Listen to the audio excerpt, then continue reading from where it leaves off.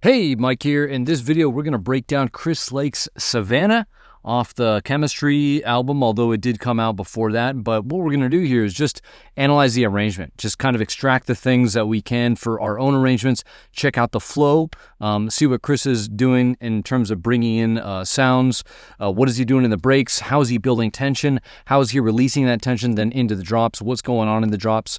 And the two most important things to pay attention to when with the arrangement is hooks and groove. So hooks are things like vocals and sound design. Those are the things that people usually remember and sing along with, and sometimes really the only things that normal people who don't make music can hear. And then the groove. All right, the groove is the things like drums and bass that people dance to. And so if you think about it, hooks over groove, right? You're just trying to develop the stories of those two over time. Sometimes they're playing together in really exciting moments like the drop. Sometimes they're separated a little bit, like in a break where you don't get all the low end of the groove in the drum, so you're not dancing as much, but you need that big hook to pay attention to. But arrangement is all about telling the story, taking the listener on a exciting roller coaster ride. And we're going to see how Chris Lake is doing this in Savana here, and then extract what we can in terms of principles, techniques, so that we can apply it in our own way, in our own music, and come out with bangers like this. So let's check it. We're going to keep it high level and just kind of create MIDI maps or create MIDI clips for the different sounds that come in. And here we go. So right away, we're just going to create a little beat. And this is just going to be covering all the drums basically, but definitely some cool things to check out in these drums. This drum beat is pretty intricate, and it gets even more intricate down the line, of course, with the double kicks at play and kind of bounce off the bass line and the vocal. But right away, we're even starting to get some kind of cool tops.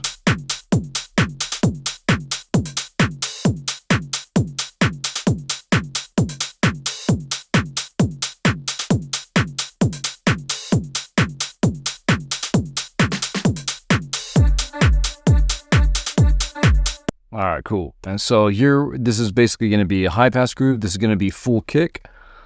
And cool. And then right here, whoops, we're going to get, let's do Vox Chop for now.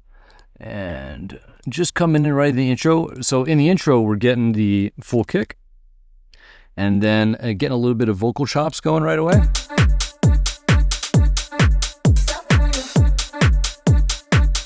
And then we're getting a little bit of like this cool kind of phasey Savana, which is the title line. And so let's just map this out real quick. Bum, bum. So right now I'm on 16th notes, so you go bum, bum. So that's just right before the kick, so that 16th right before the kick.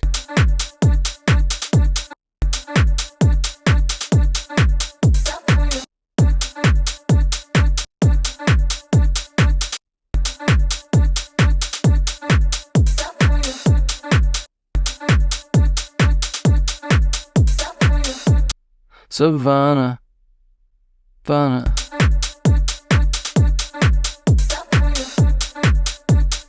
It sounds like there's something right there, but I'm going to go ahead and put it right there. There's definitely something under the Savana. I'm not sure if it's just one right here or one right there, but close enough for now. Cool. And then we're getting the Savana vocal, of course, right there in the break of the vocal chop. And of course the vocal chop's written to sort of Savana right there, you know, but you can see the intentional placement of it right away.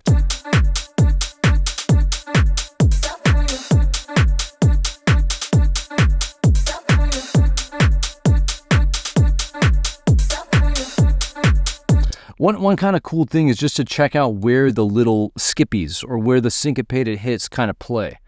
This one's no super special place yet, but you can also hear now how the kind of syncopated hits are even starting to play off of the vocals. So for example, so you have one right here, remember? So if I bring this over here and I get like this chunk and just put it right here, all right? Here's a little skippy hit, and then here's one too. But notice how this one interacts almost with the vocal. And the vocal technically starts right here on the offbeat. But you see how it almost skips up to that offbeat vocal, right? So check it out, watch. I'm going to mute this channel here, just so you can hear how this all works together. Bukata Savana right here. So Bukata Savana. Bukata Savana. All right. So all right. And all I'm saying right here is like all of this is of course intentional, you know, like and this is just skipping up to that offbeat where that vocal comes in. All right. So this is going to be a big theme in this track, but let's keep going.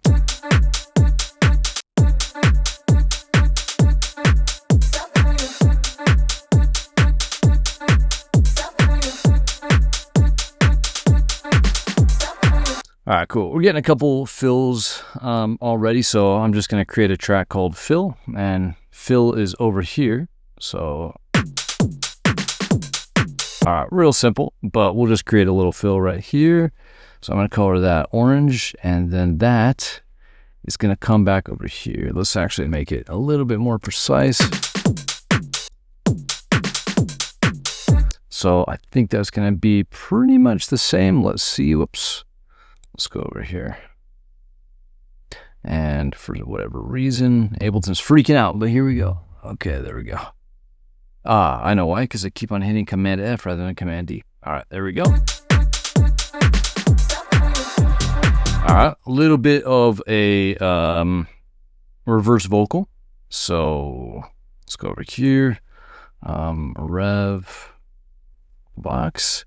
And then we get a little bit of this kind of like nice atmospheric kind of verby thing going into the bass drop.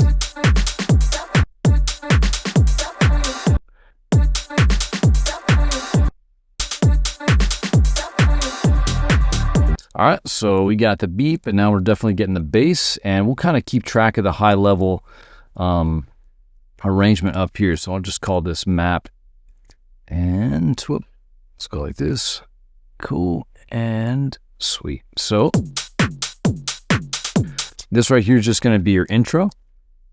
And think about intros, like you just want to keep them simple for the DJ, just so a DJ doesn't say, I'm not going to play that track because it's making me work too hard. All right, and then we have bass drop where the bass comes in. Now this is interesting because Chris Lake doesn't actually structure things very much this way. Usually he'll let things kind of go for a while and have like some kind of intro break. But, you know, everyone changes it up once in a while. This is actually much more traditional structure here that he's following. But let's see.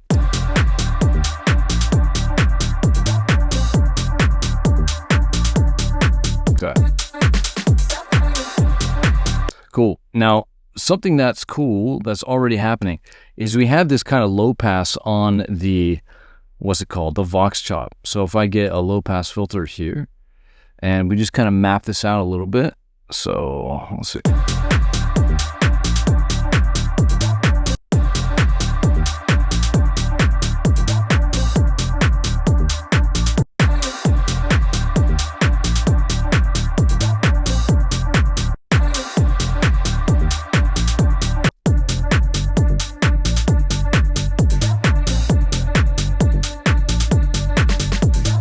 Okay, and the significance of this is a couple things. Is usually when you get into a bass drop, you want to keep it really the focus on the bass.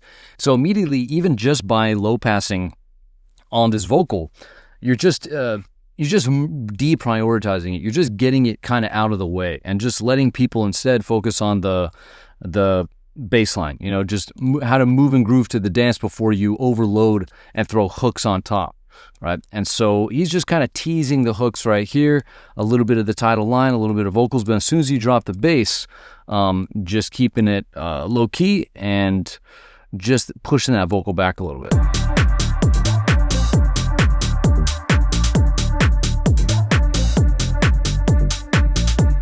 And same with this guy. These are both kind of low passed as well. So I guess what I can do is just copy this over here. Now let's re-enable the automation there. And I'm going to right-click, add automation. There you go. So both of them are low pass.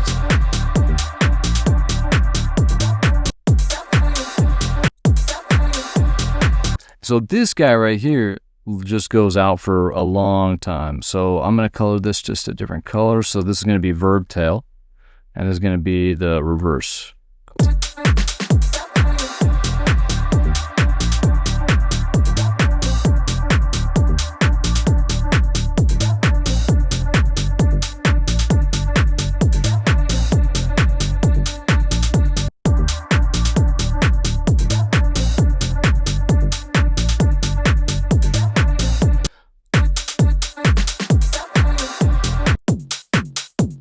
Cool. I started to hear the 16th note hat that was in here, and I was wondering if it was playing back here. So you can hear like a little 16th playing in the background there.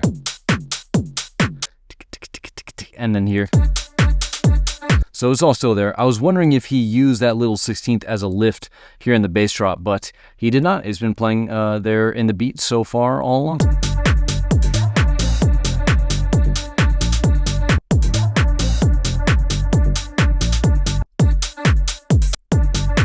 So another thing you can kind of hear here. So right away we're getting verb and pong delay.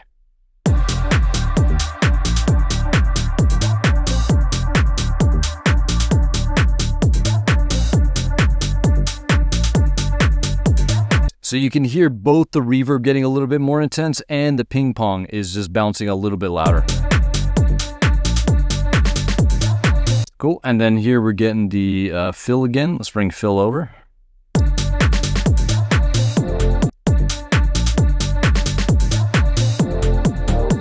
Cool.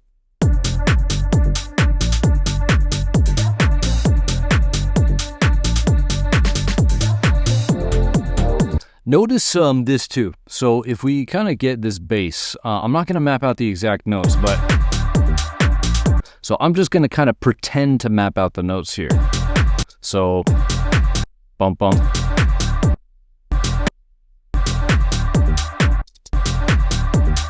So, bump, bump, bump, bump, bump, bump. And I'll just hop that up an octave. Again, these are not the right notes, but I'm just getting the rhythm of it because I want to show you something. Bump, bump. And this one goes a little bit higher. I don't think it's like as high. So we'll just go to G just for good measure. Bum, bum, bum, bum. Ba-da-dum. So, bum-bum-bum. Let's go up to here, and then we'll go right there. Again, these are not the right notes, but I'm just mapping it out because something over here I want to do.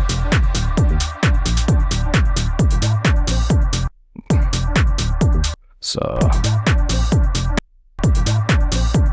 again, this guy goes a little bit higher, so pretty much the same thing, but let me just duplicate this then. So then play from here.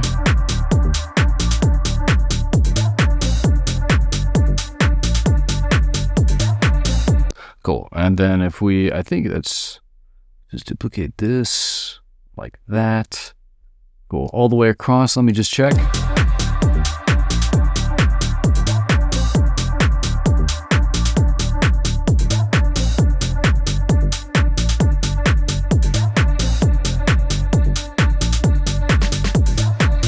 Okay, what I wanted to show you, and obviously these are moving around a little bit more, and they're kind of following kind of underlying chords, but like the thing I wanted to show you is very simple.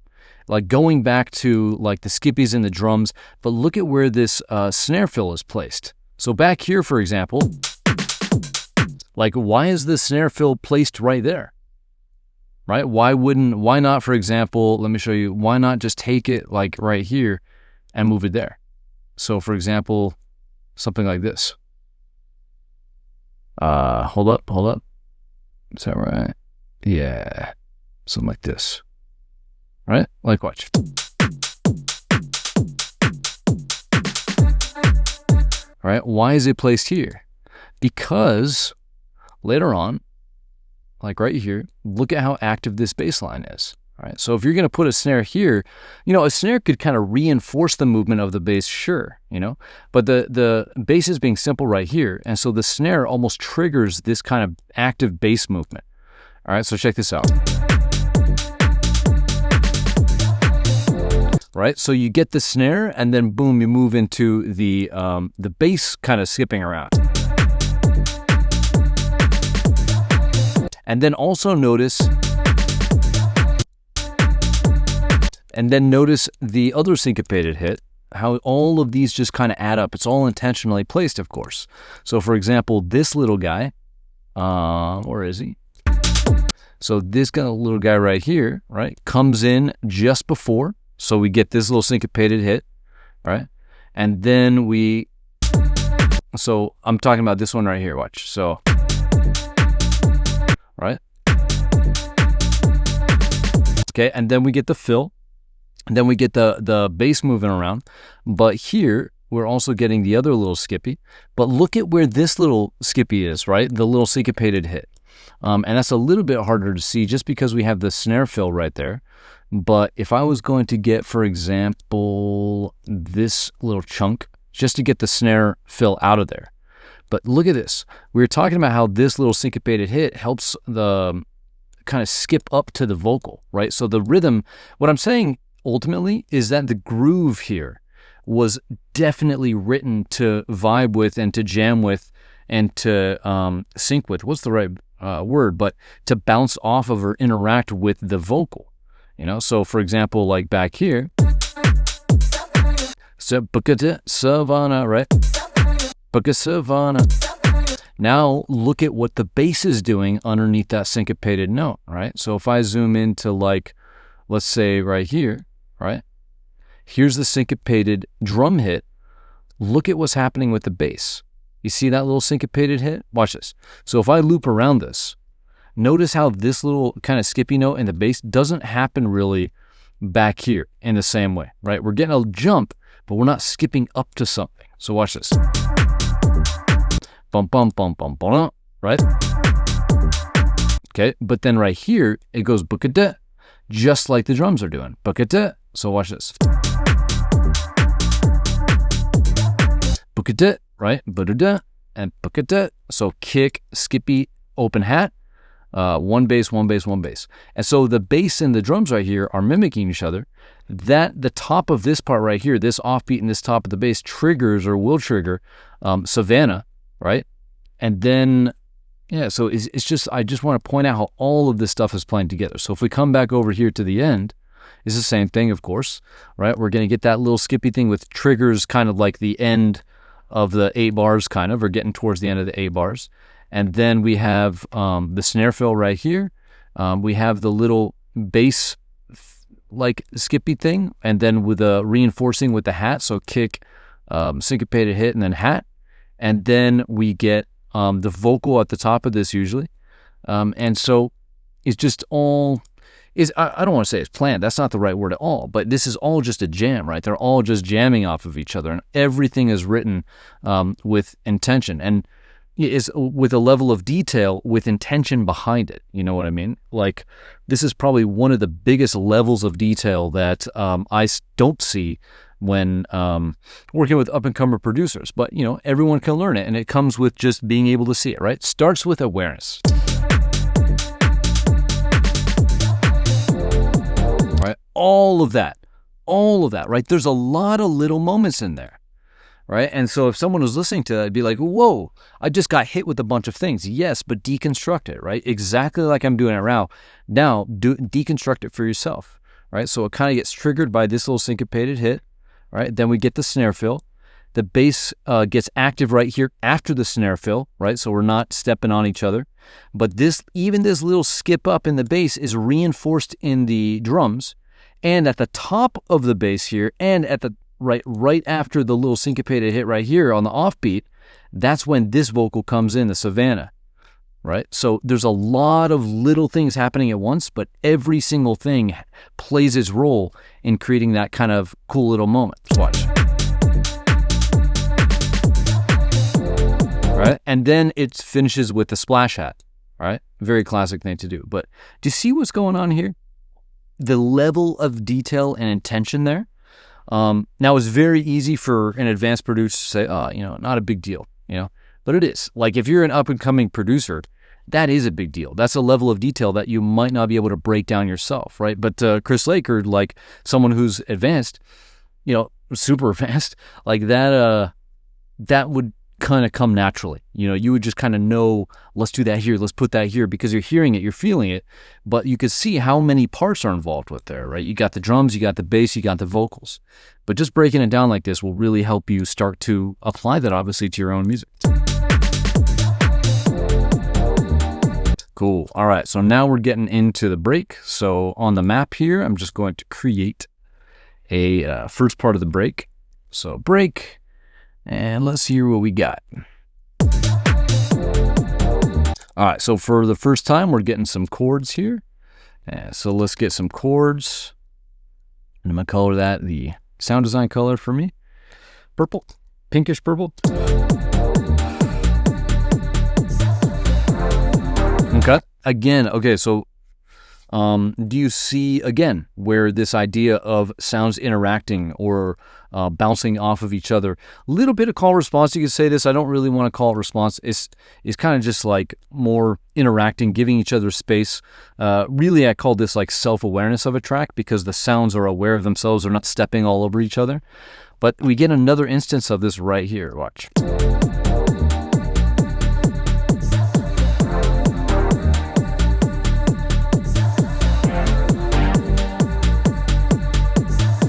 All right, do you hear the back and forth on probably the two most important sounds? It's the chords there and the Savana title line, right? They're just going back and forth. So if we just kind of copy this, right? So, bow.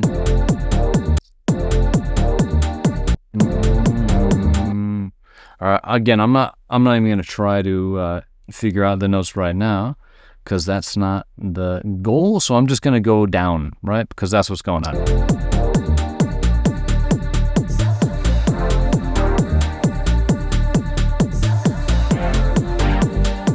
And then, of course, what else do we have? So this is just kick. So we're going to do HP kick and 16th. So you can hear that little 16th shaker on there. And you can also hear a low pass hat. So I guess I'll do and low pass hat.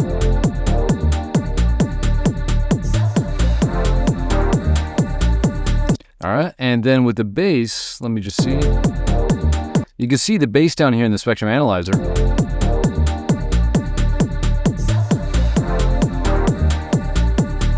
The bass is still full, so that's interesting. So we're going into a bass.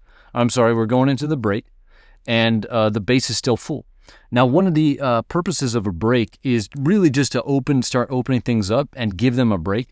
So giving them a break by removing the low end in some way. So even just by removing the low end of the kick, people are starting to not dance as much, right? It's not as intense as like a drop.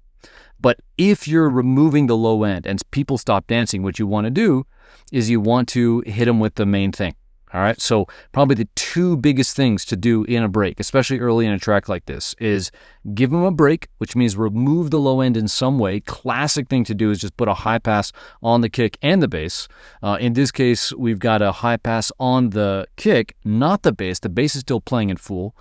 Another thing you can do is completely remove the kick and bass. But as a kind of side note to that, another thing you want to do when you give them a break is still keep the groove alive in some way, especially early on. You don't want to kill the momentum this early in a track when a DJ is just starting to mix in. And so to keep the groove alive, you can hear we've got obviously the bass, because the groove is very much alive if the bass is still playing, and we still have kick 16th, and we're still getting a low pass hat right there. So the groove, when I press play, we're giving them a break, we're keeping the groove alive, and then we're moving towards one of the other most important things in a break section, right? You could think of this as a very high level and simple checklist, is hit them with the main thing. All right, so here we go. Now we're in a break. One other thing I want to add to that, right? One other thing to add, because all of this is here, is create a new sense of space, open things up, right? Atmosphere. And so what is providing the atmosphere? Number one, the low pass chords. All right. Number two, that big vocal kind of reverb. All right, so these are, I'm just going to keep the effects increasing because these are just washing out even more. And so maybe I'll just kind of like, right, wash out to be a little bit more precise, right? Reverb, all that stuff, but... Okay, and then of course the Savana is still going. And I've been having these different lengths, but really it starts on the offbeat. So just to be precise, I'm just going to keep just the ones that start on the offbeat there. Okay, cool. And then let's move this over. Cool. So.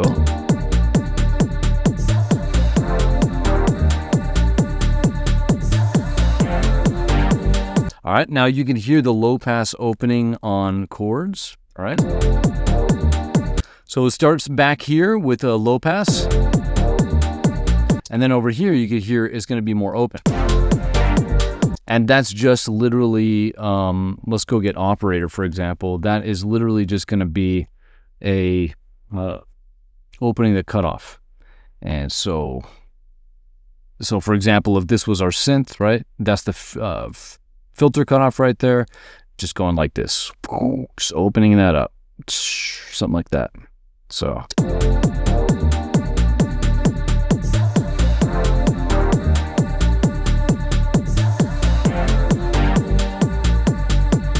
you can really hear this thing freaking washing out. And same with this, like the Savana right here is washing out as well. I don't have enough room on these to write it. I guess what I could do is just like consolidate this. And then at the end here, let's see. So right around here, we're C3. Cool, just like this. So that's kind of where the vocal plays. Cool, and then I can, is that looped? Nope. Cool, there we go. And I can go like this. And then here in the last part, it is washing out as well. Whoa, whoa. Washing out, there we go.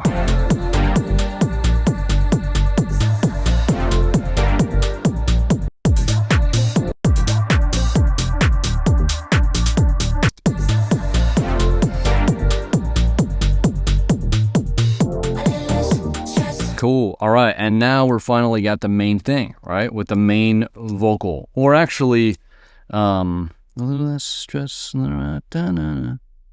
Yeah, this is a chorus, isn't it? What's the other part? Step into the band. Okay. So this is Vox chorus. And this is the main thing. So hitting them with the main thing. So a little bit of a transition period here. And then stepping down into the main thing. So this is kind of like a transition to main thing. And this is main thing. Present the main thing. There you go. So we still got the high pass kick in the 16th and the low pass hat. So I'm curious about the bass. Let's check it in the spectrum analyzer.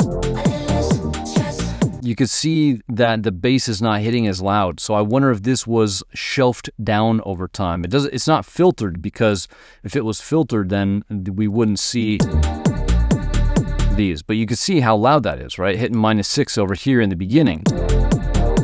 But if we play from right here, let's say, so if I come over here, and so even towards the end right here is still playing at like -6. But as soon as we get into here, it seems like maybe the bass comes down. Let's check. All right, so now it's playing closer to around -18, so -12, right? So where does that go down? Let's see.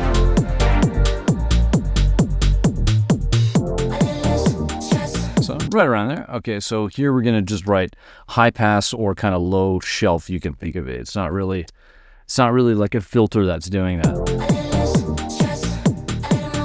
So really just calming down, keeping that bass full through here, and then things really calm down, right? So remember I said that in a break, what you do is you give them a break. And when you give them a break, then what do? You hit them with the main thing. That's exactly what's happening here. Here, Chris doesn't take away the low end all the way. He's letting it just kind of ride out, creating a nice atmosphere. And then finally, when you get to when the bass is really down in volume and the kick is obviously still high passed, now that's a true break, right? Because there's really much less low end. People aren't dancing as much. It's not intense. So right there, that's when you get the main vocal, you know? And this is very simple. Like, it's simple. Like, here we just have intro, then the bass comes in, and then here the kick goes away a little bit of atmosphere, and then boom, the main vocal comes in, right? So nothing crazy.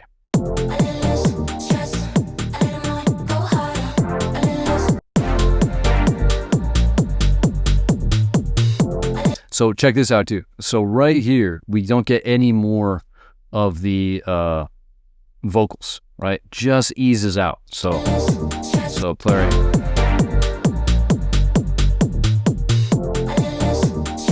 All right, and then the low pass goes back down. So over here, we're gonna be like open, but then it starts to low pass again, right? And so where is our automation? So let's go back down like this, and then we're gonna probably open back up like that. And so cool, there you go. Why is that happening? Well, of course, because you want as much space for the vocals as possible. And so just having that nice bed underneath the vocals is really nice with the chords, opening up to kind of build tension and create some forward momentum into the next section. And then just hit them with the main thing, right? Like, I'm using a lot of words, but this right here is the most important thing that's happening because people aren't dancing as much anymore. So you have to keep them from being bored, right? And that's the perfect opportunity to get all their attention focused on the reason why the track exists, which is the hook, the vocal hook. And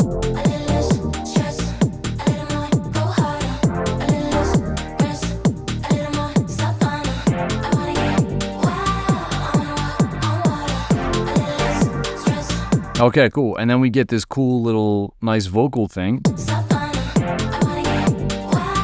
So we can definitely do something like that. So it's going to be wild throw. So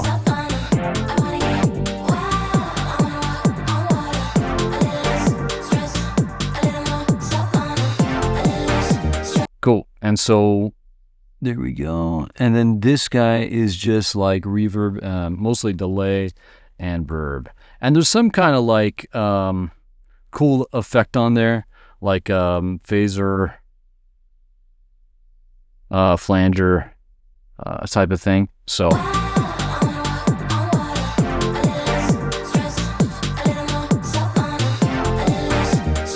cool. And now we're getting, if you can hear that, a vocal harmony. So Vox harmony as kind of a lift. I really like vocal harmony as lifts because then it allows you to repeat that vocal, but like elevate the vocal because now you have a harmony on top of it. And I really like that. Okay, now you can hear these chords are staying open. Okay, so let's go like this. So keep opening. Cool.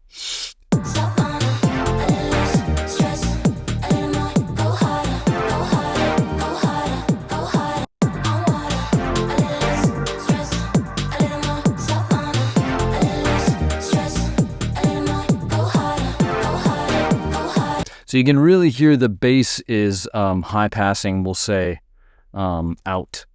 So just getting that bass out from the bottom up to make it hit a lot harder over here.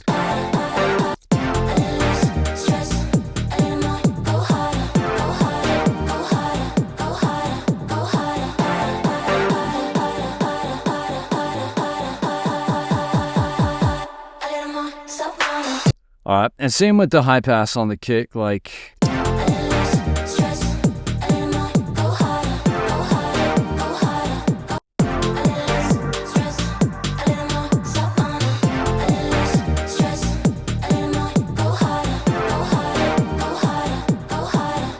You can hear the low pass hi-hat right here. If you listen through here, you can hear it start to go down right there, like it starts to go away.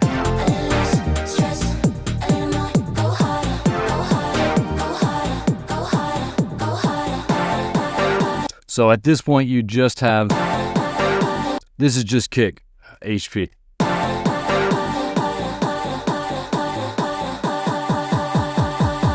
All right, and then here we have a little bit of a kick roll. a classic Chris Lake thing to do. You can see just gradually letting lows in, so HP down.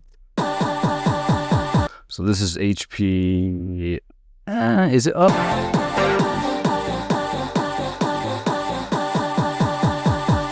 Okay, all right, cool. Let's see what else.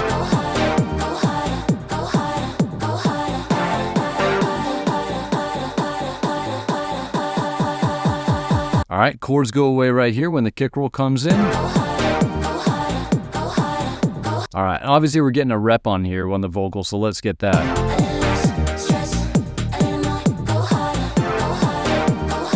Okay, cool. So these are just like repping.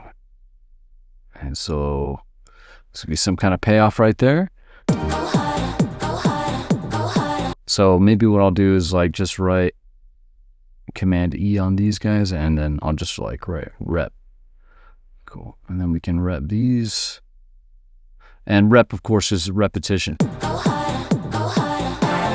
And then right here, harder. Cool.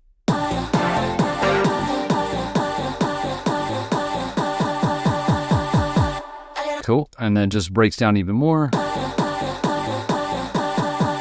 Bass goes away right here.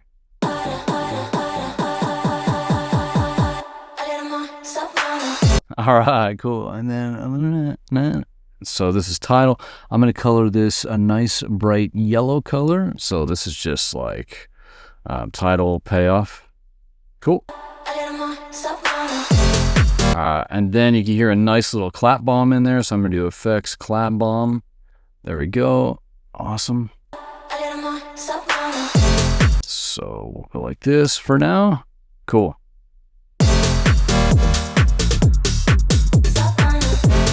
All right, sweet. So here is kind of like what we could write as the build. All right, so there's going to be like Vox plus a harmony plus rep. All right, and then some tension. A lot of the tension is just created from the hook repetition right there, but then we have a little bit of a kick roll, right? Nothing crazy. I don't even think there's a riser.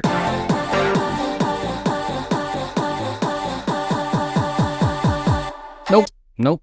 No riser, just sticking to what's there, right? You've got the hook, repeat it, that creates tension. Kick roll, that creates tension. Awesome.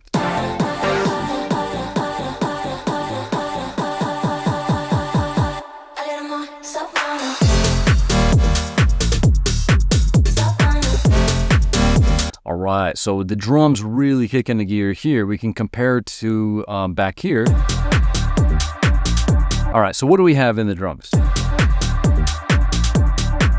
All right, obviously we have kick, hat, clap. We have the 16th on top, and we have the kind of like skippy things. So like,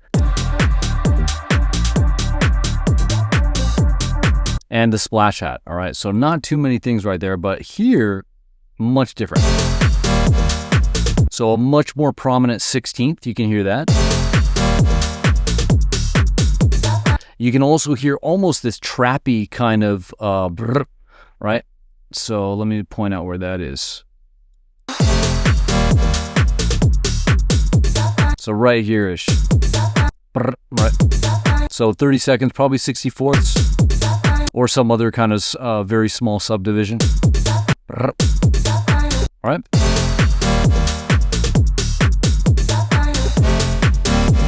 All right. So I'm just going to go full beat here. We're going to do like plus 16th and more tops for now.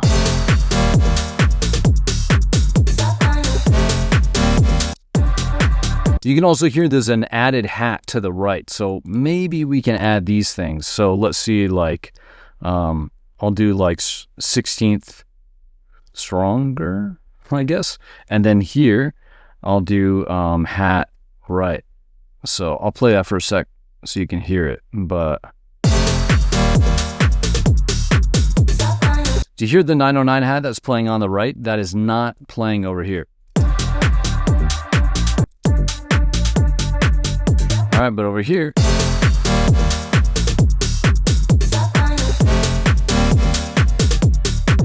All right. There's also this interesting percussion, this kind of like very active. So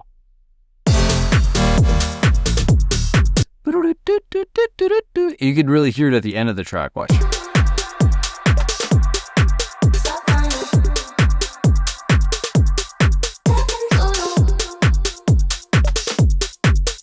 See this guy right here? So just a little sine wave with a little bit of pitch envelope on there. That's all that is. But okay, so let's get like perk. I guess I'll color it like this pinkish purple because it is more of like this kind of active melody. So all right, so obviously now we have the bass too, so let's bring the bass over. Cool.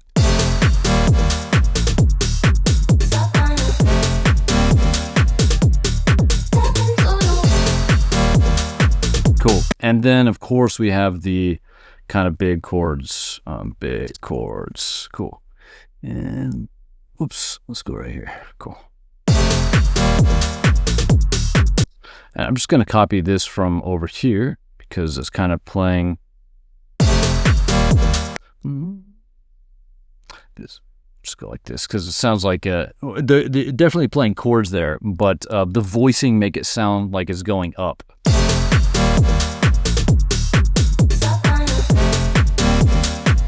Ooh, that's cool. All right, yep. And then we're gonna get like a what's it called? Let's just do chord throw. Throw is just so you throw it into delay. Now this might be just another layer on top of there, but very cool.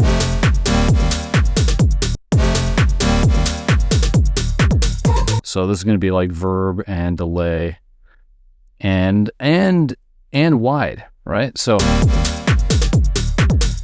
this guy right here, very down the middle, right? But to this, what this does is this jumps in and gives it some extra dimension, both with the reverb, the delay, and then also it gives it some width too, just to create this interesting kind of stereo kind of interplay or dynamic between the main sound and then the wet sound, right?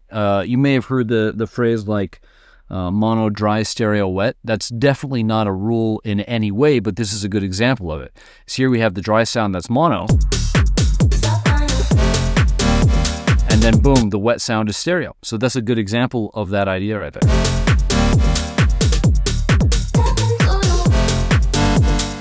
And then notice here, so we're stepping up. So I'm just going to take this guy here and let's duplicate. And I'm just going to spread this out. And then these two just feel like they go up a little bit, right? Probably just the voicing. I don't think it's a different chord. I think it's just the voicing. But then I'm going to go over here. And it just gives it a little feeling. So check this out. So here we get one repetition of it. And then we get one instance of it. Then here we get one repetition of it. But the repetition has this nice little kind of washout on it. This little throw, this reverb, delay throw.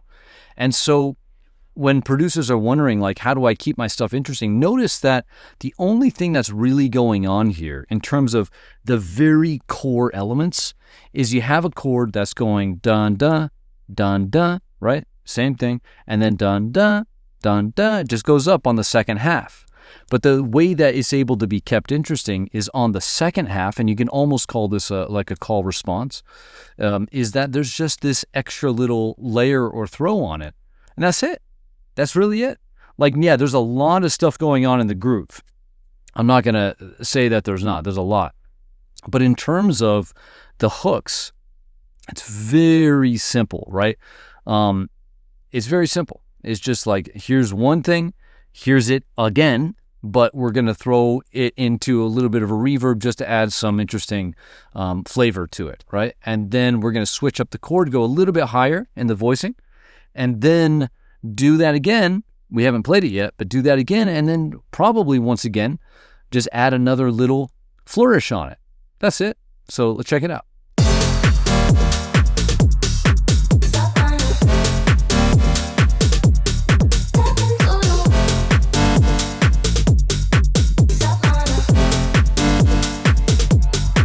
Hear that? And then that one's going to have definitely a prominent phaser, flanger thing. Cool. And then let's get the vocal in here. Now, can you guess what the vocal's doing? Like, I'll tell you what, he's been teaching it to us this whole time in terms of what's going to happen in the drop. So here we go. So we're not going to be washing out.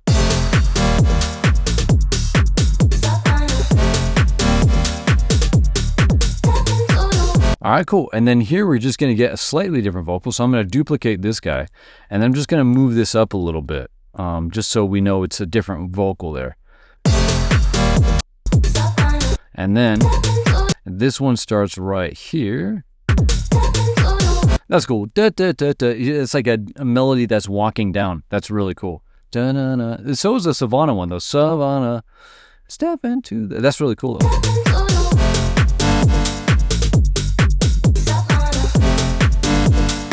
What's this? Okay, cool.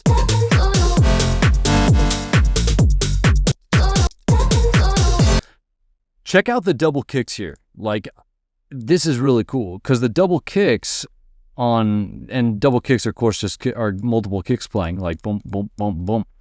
That's just kind of following what the vocal melody is doing. So remember before I was talking about how I really wanted to start early in the video talking about how kind of intricately connected and interacting all the drum elements are with the bass line and with the vocals. But look at this. Look at the connection between the vocals and the kick is they're just playing the same thing, right? So the kick's kind of reinforcing the rhythm of the vocal. Step into the boom, boom, boom, boom, boom, right? Cool. And like, let's see what else is going on.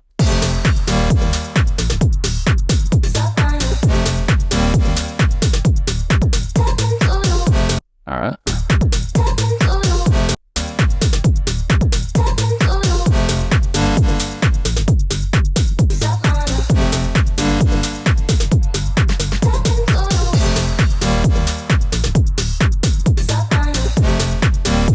There's also this other little kind of hat that plays like...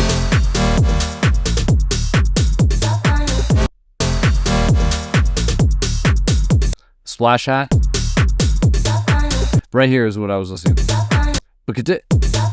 Right, so that, I think, is kind of like the little skippy thing that was playing earlier, which I keep deleting. Apparently, I shouldn't keep deleting it.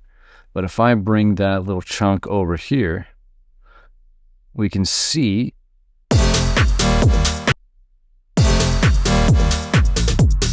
So right here's the splash hat. Like, not in the intro. I'm just showing you because it's easier to see where these things are happening on this track.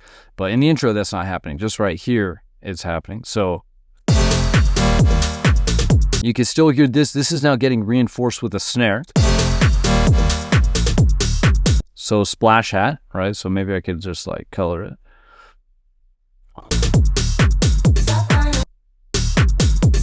And then this guy is now getting reinforced with a little bit of a very short 909 hat, right? And so all of these sounds are getting actually reinforced, but we're taught the rhythm early on, but let me show you this. So if I bounce back and forth between these guys, you'll hear that like these things that I'm coloring in white are now just going to be different sounds in the track up here.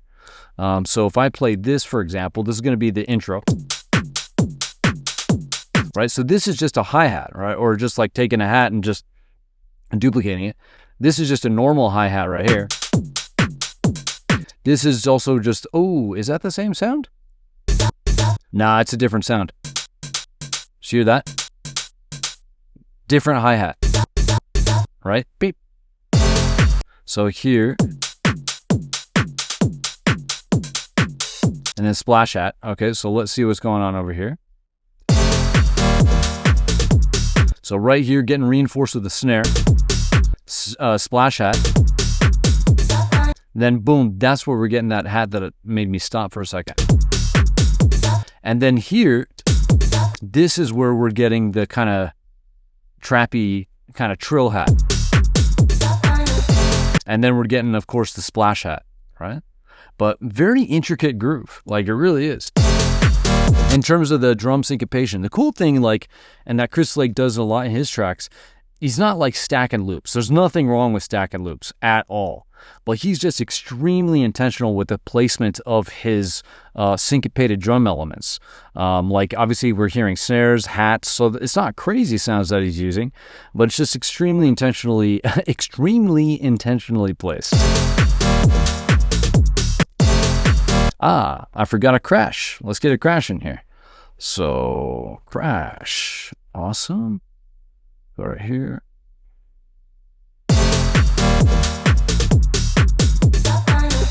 Okay, cool. And let's see what happens even in the next couple bars, right? The thing is, like, you know, we're literally hearing the sounds. And so this was done. Like, if you opened up Chris Lake's project, you would see these sounds, you know? And so the reason why I say that is because in your own projects, you know, like, you can look at things at this level of detail. Like, it's, you can make it happen too. All right, so let's see what's going on. So same thing. So now we're getting this kind of interesting kick right there. You see that? So this is a little bit of a double kick right there. I'm curious if I duplicate this across, we can see what's changed and what's been kept.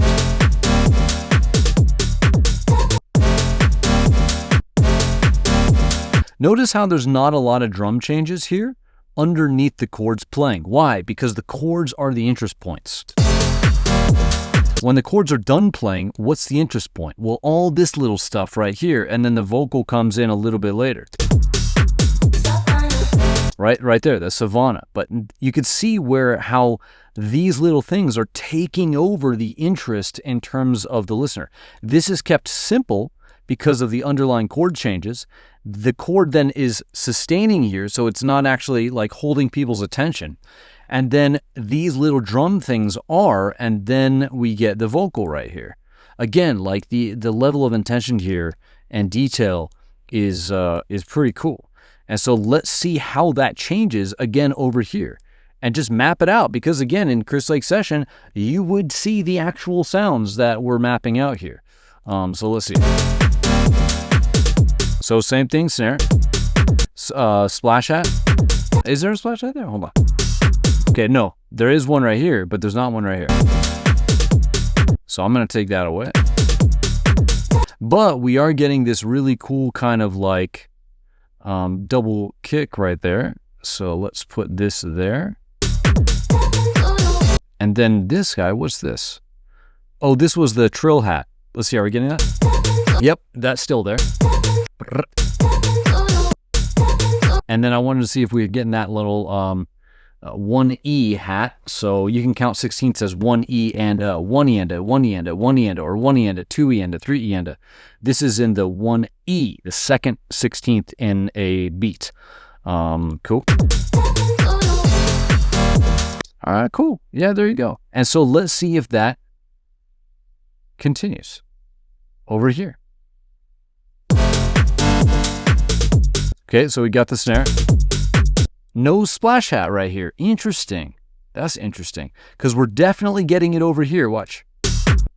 Hear that? This, not the same over here. Let's see, right here. This guy. Nothing. This, splash hat.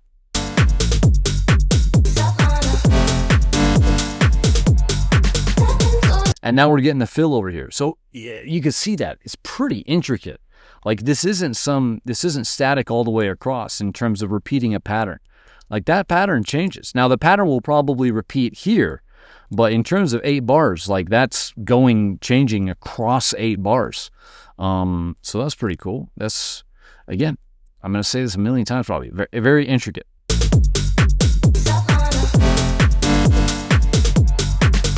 And then of course, yeah, then we're getting the fill there. So where's Phil? And I think Phil's upset because I think we were forgetting about him. I forgot why I put that there. But let's see here. And let's put him over here. Is there a fill over here? Here?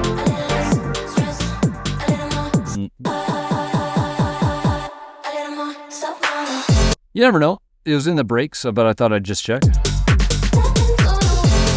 And then, yeah, getting that quadruple kick there, right? like the double kick, like from In and Out or something. So let's go like this, and then just color that a different color. So bump, bump, bump, bump. Okay. Whoops. And then there we go. All right, I'm not trying to be exactly precise here. The whole goal is just for you to see the guess what? The intricacies. All right. All right.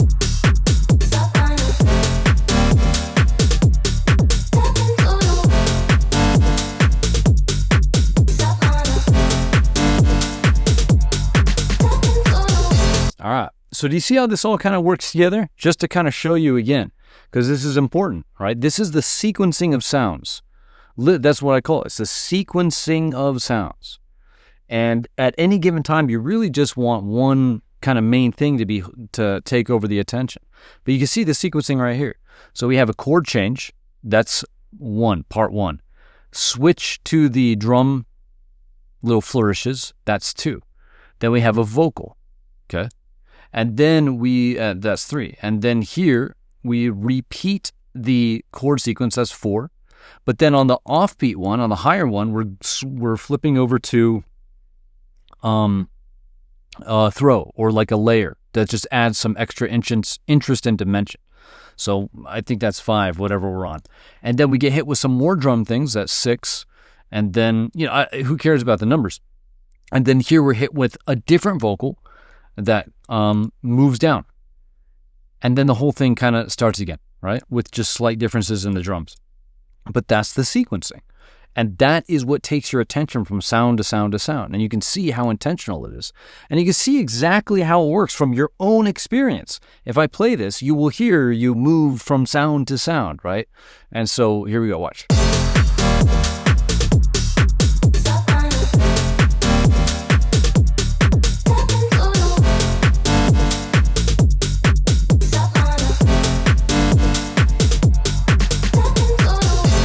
Right? It's just where your attention goes, right? You are a director of attention. This is storytelling, All right, so let's keep going here.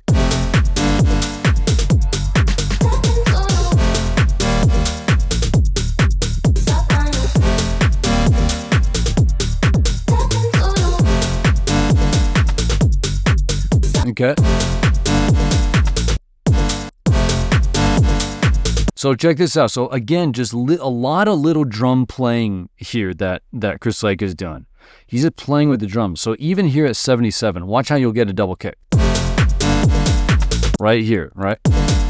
But you're not getting that here at the 4-bar mark in the first 8 bars. Right? So there's no double kick right here, but there is one right here. Now, it would be a decent exercise. It would be a decent exercise to go through and literally map out all the drums. But at the same time, you got to realize that if there's not like this clear underlying pattern, then the producer is just playing around. They're just playing around and they're reacting to what they feel. And that's cool, But the reason why it can be a good exercise, especially let's say in like a different track, is because you might find that underlying pattern. But in this case, it just feels like he's just playing. He's just putting the drums where he thinks that they feel right and they feel cool, and that's awesome. So, so it would be cool to go through and see exactly what those where exactly each sound is playing. But again, at the same time, you're not going to extract really a general pattern from that. In another track, you might, because you might get this underlying pattern. But what you will extract is 2 things. Is number one, that Chris Lake, he's just playing. He's just putting the drums where he thinks are good. And it's funny because, producers are creative people, but a lot of times they're afraid to just play around. And like, this is a cool example of we're literally hearing it in real time. The second thing that you take away is that even though he's playing, all of it's intentional, right? He's very tuned in and keyed in to how the track is feeling from moment to moment. What's taking my attention? What's capturing my attention? And then putting something there so that it feels right, for him in the moment.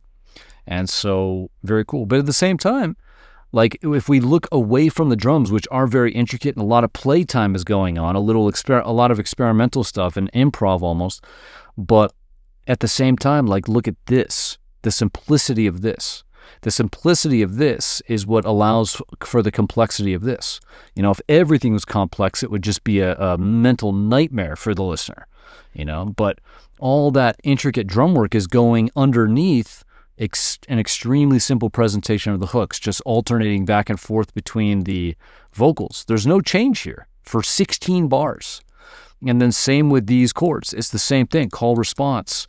You've got the call and then the response with the layer, and then you've got the higher level kind of call A here and B response here with the change in the voicing. But then that just repeats, you know? And so a lot of the intricacy and interest is just going on with the drums. All right, cool.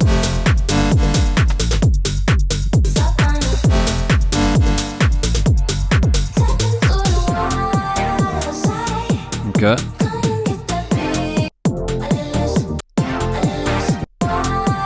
Okay, cool. So we got these chords back over here. So these are like the break chords. I love that when there's these dedicated sounds for the break versus the drop. But even though they're playing the same part, so this guy and this guy, the big chords in the drop and the chords in the break, they're playing the same thing for the most part, the same chords, just a different sound. So you've got a break sound and you've got a drop sound. Now you can also see what the differences are. That in the, you can also hear what the the sound design differences are too, is what I'm saying. Like here, the chords in the drop are supposed to take over your interest. And so the core sound is just right down the middle. Now, the reason why that's cool rather than some wide sound is that no matter what system you're on, that is going to frickin' be at max loudness, right? The double power of mono, because the left speaker and the right speaker are playing exactly the same thing. Anytime that you change the difference between the left and the right, you're going to slightly weaken the sound. But this sound in the drop is mono, strong, down the middle. Yeah, we're going to get that wide layer to add some interest, but the core sound is down the middle. And it's very bright, right? It's very bright. Like it doesn't even sound like there's a filter at all on this. Just some noise up there. And then here we've got chords that are wide and filtered down. You know, like very different in sound design.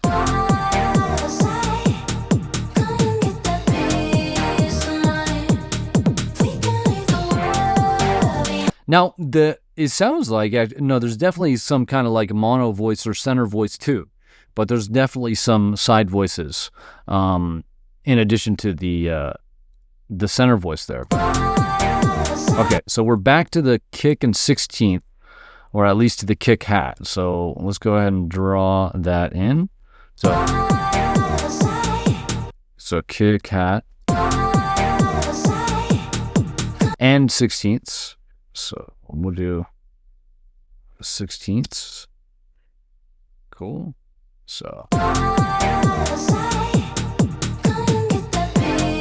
All right, cool. Now we have not the chorus, but we have, I'm going to do CH harmony, Vox chorus harmony for this guy. But this now is going to be the Vox verse. Cool. So this is a different vocal. Nice. So there we go. One thing, hold on one second. Let me just go over here.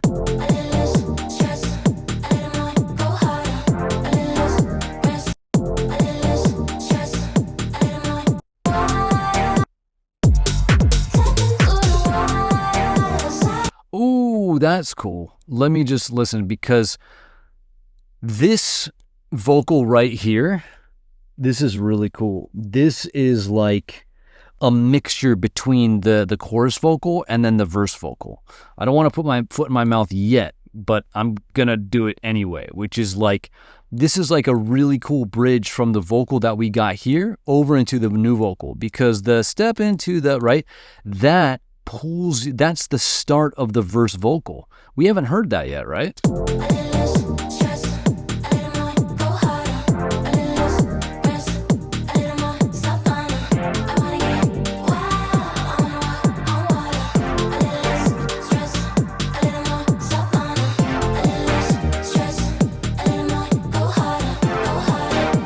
Okay.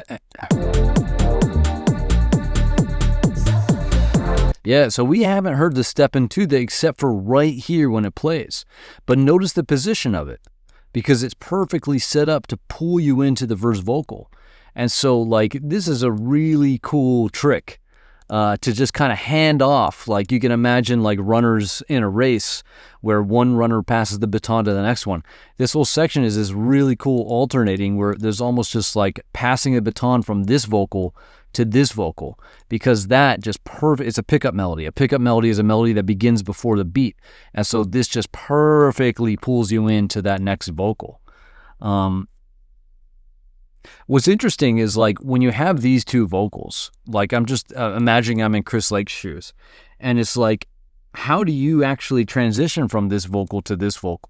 Like, you know, in this drop, like, if you're going to have the chorus vocal in this break, and you're going to have the verse vocal in this break, how do you then, like, through the middle here, through the drop, hand off or transition from this vocal to this vocal?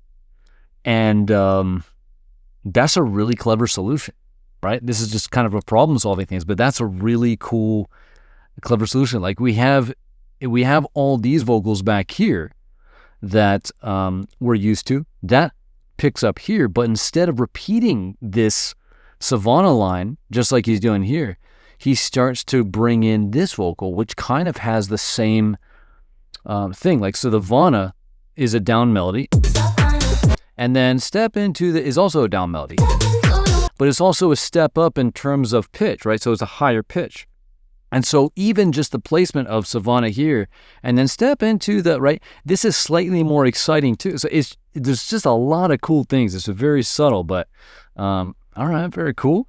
And so here we're then transitioning into the Savana vocal, and maybe, I'm sorry, the verse vocal. Maybe I'll even do this, because that's kind of really what's happening, right? So if I just duplicate this, let's go like this, duplicate, Command J, go like that. And then this here, cool. And so then these are alternating.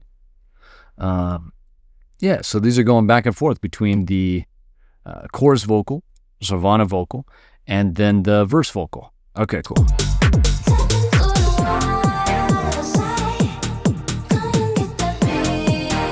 All right, so what's going on with the bass? All right, you can see the filter on there now. So, and giving us a proper break here. So this is going to be HP, kick hat, and this is going to be HP as well for high pass.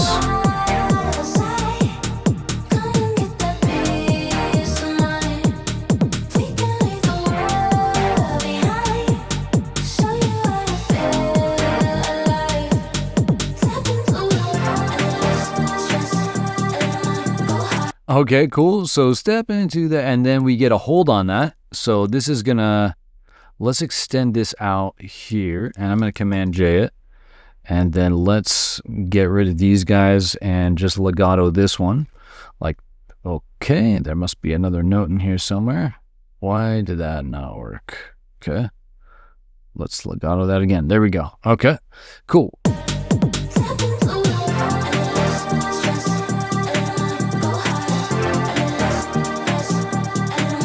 Cool, and then here we have the chorus vocal, so in the build, and then obviously we're getting,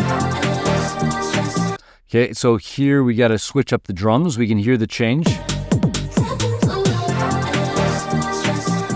So bass is still going, but you can hear the stronger 16th. So here's like a really light 16th. Here's a stronger 16th. All right, so that's the one that kind of comes in over here. Or slightly different, slightly different. So I'm going to put an asterisk on here, even though that's not going to make any sense to anybody opening this up, but that's okay. That's fine. Okay. But this is just clap, right? So we got the hold. A hold is obviously just holding that on the vocal. That builds tension, right? It's almost like a high string. High strings just naturally build tension. Now we have the chorus. We've got the clap. I anticipate we're going to get some kind of building elements over here. We'll see, but maybe not.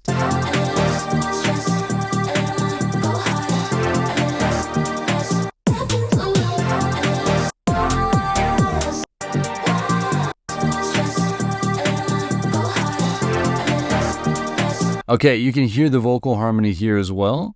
Cool, very cool harmony. Like they get into this really cool dissonance territory right here. Right here, a little more. Those notes are right next to each other.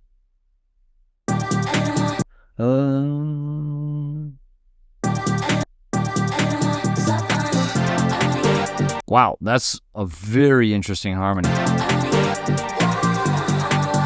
Okay, and then here we kind of have the wild. Okay, the wild throw that kind of happened before. Hold up.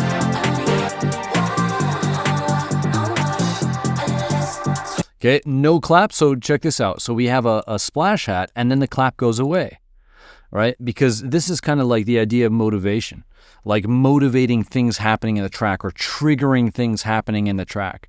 If the clap just went away, then okay, the clap just went away, right? There's nothing motivating that, you know? But like with the splash hat, then the clap goes away.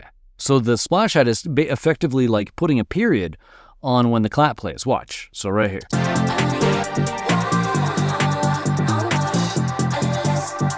And then no more clap. So you can hear, so this is no clap.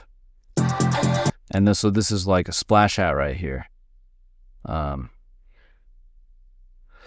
Like, honestly, the main thing to take away from this video is going to be just a level of intention with every sound in the mix, especially the drums in this case, because the hook presentation in this track is very simple, very straightforward, but the drums is just a next level of detail here. Okay, and then that splash hat also cuts off the chords, right? So there's no more chords after that as well. Cool, and then all of that cuts off here. So we're just getting the vocal, the main one, so cool. So we're getting that main, and then we're gonna get the...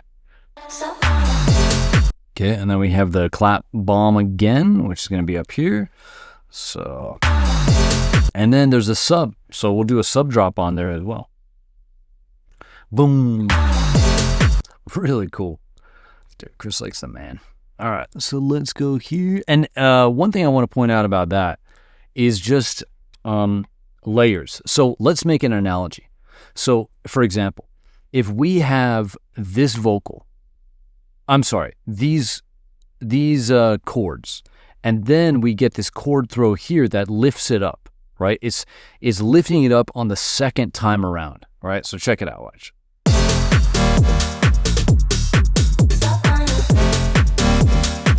Hear that? That chord out just lifts over and above the repetition. So it's not a simple repetition. It's a repetition, but then you get this extra dimension, right? So same with over here. So here, in this payoff, right? This is the analogy. In this payoff, we've got the vocal and the clap bomb right here, right? Watch. Right? So we just have the clap bomb. We got the vocal, we got the clap bomb. Cool. But then when that plays again over here, it's not just the vocal and the clap bomb. We're also now getting the sub drop. It's subtle, but it's what I call an elevation. You're elevating the track over and above what came before, right? And so, undeniable, right? That sub drop is there. And this purpose that it's serving is just lifting that slightly above what came before, so that you're getting this kind of like subliminal development over the course of the track, which was a lot of syllables, and I'm very surprised that I actually got through saying that word. So awesome. A+ on that one. Okay, let's keep it. All right, so let's now basically bring this back in, because it's going to be pretty much the same drop, but I'm curious if we have any kind of change in the drums. And I've been slacking on the map up here, but this is just going to be drop 1. I should actually call this hook drop 1 or HD1, what I like to call it. And then here we're going to get hook drop 2, right? Because 1 comes after, or 2, oh my gosh, that's just embarrassing. And then here we have break and ironic. That was both embarrassing and ironic. Okay, cool. So here we have break, and this is going to be verse, right? So this is verse. So that's an exciting development there. And then we just switch handoff to the chorus. So break, and then we'll do chorus.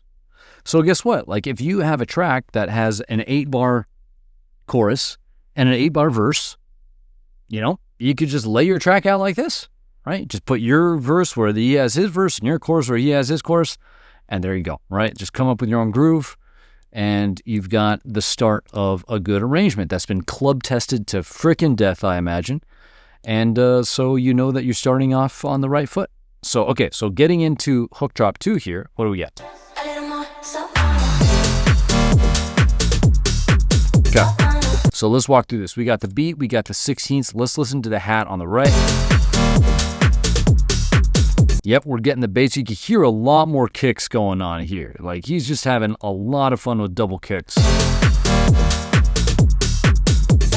Right? And so here, like, this is another elevation. Before, we didn't have, like, 80 million double kicks in a row, right? Here, we're getting, like, 80 million double kicks.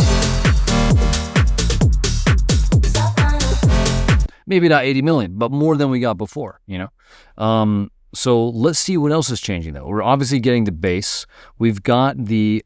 I'm going to move the active percussion up here just because it's really playing with the bass to my ears. Okay, so let's see what else we got. We obviously have the vocal Savana here. Okay, do we have the verse vocal? Yep, we do. And we have the big chords, obviously. Okay, we've got the clap bomb. Do we have a crash? Yeah, we do. So let's get a crash in there. Nice solid 9 on 9.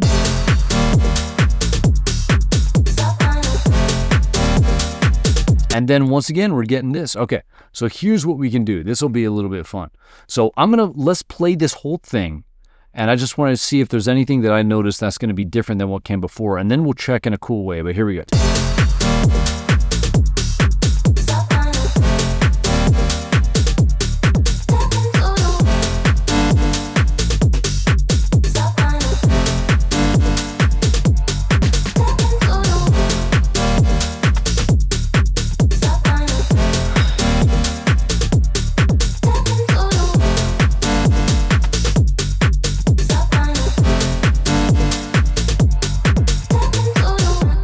Okay, so pretty much exactly the same, but there's just some extra, I think, drum stuff. Like, that's a lot of drum work. I wonder how long that took to get right, because that's just a lot of detail that's just listening over and over and over and over and over until it just feels right, right? Not a lot of magic there, other than just putting in the work and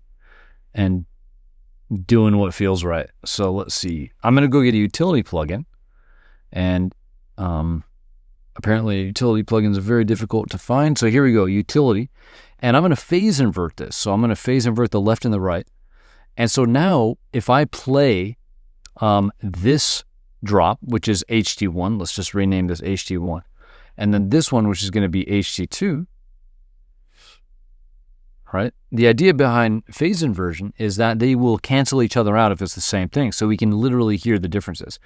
Hopefully we'll be able to hear the differences. There are some things that will make that difficult. So if the sounds actually change like the synth, but we'll see. So for example, the synths aren't lined up because the oscillators probably aren't, it's probably just free running oscillators.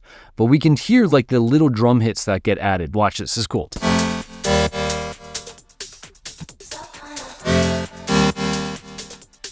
Wow, I was totally wrong because he actually did have kicks back here. Watch. Ah, there is a double kick. So the double kick that I heard in the second drop, it actually is playing over here as well. So A placebo effect right there in real time, okay? So I am curious, though, because how does HD2 elevate or develop over and above HD1? It doesn't have to. The rule in producers' minds is that every drop has to develop. No. That's not the case, all right? But I am curious to see if he's doing anything here. Let's see.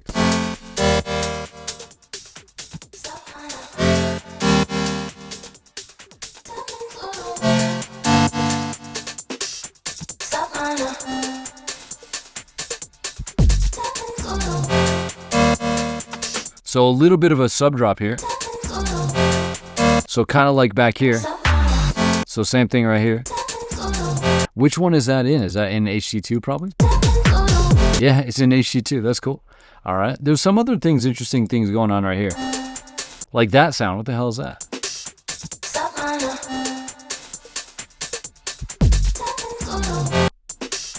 Whoa, you can hear it completely get canceled out. What the heck is going on?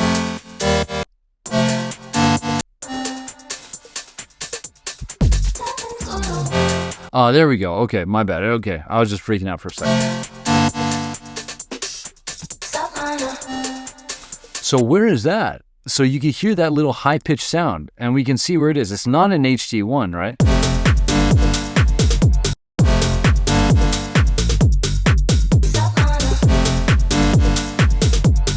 What about here?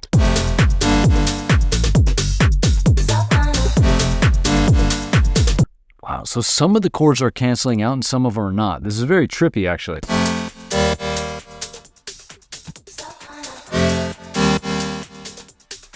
Hold on, let me see.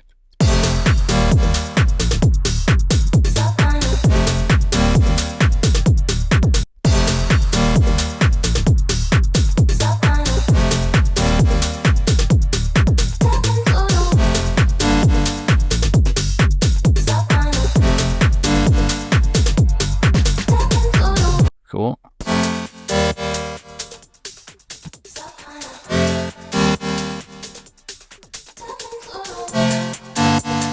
All right, so one cool thing about this is that this first guy right here is actually a slightly different chord. So I was not paying close enough attention here. So it's kind of like that. And then let's duplicate this. So we kind of have these three kind of chords, which is very cool. I just got too excited by this little extra layer that gets on there. But here's the idea, is like the point still stands and I want to add to the point. So the idea is like if you're going to take this and repeat it, you could repeat it and just throw an extra layer of dimension on top of it to get the interest so that it's not so, quote, repetitive, right? Because producers are worried about repetition. But even if you did like a slight change, like he's slightly changing this second chord here, but what you could do is if you make a subtle change to a sound, you can add dimensions to that change so it feels even bigger and more grand of a change. All right, so if we play this.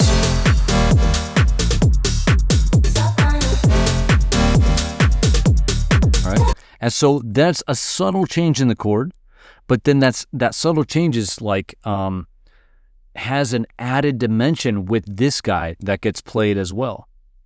And so either way, like either if you're going to repeat this and add a dimension, that's cool. That's a good move to make. If you play this and you play something a little bit different, even if it's, I was about to say bigly different, but even if it's different in a big way, you can still accent that change by adding an additional layer. It's just adding dimensions is kind of the higher level concept. Whether you're repeating something or whether you're changing something, if you just add dimensions, it's always a cool thing to do. All right, so I'm glad we're checking this out. Let's just see, again, if there's any other changes. We heard the sub drop. So let's see.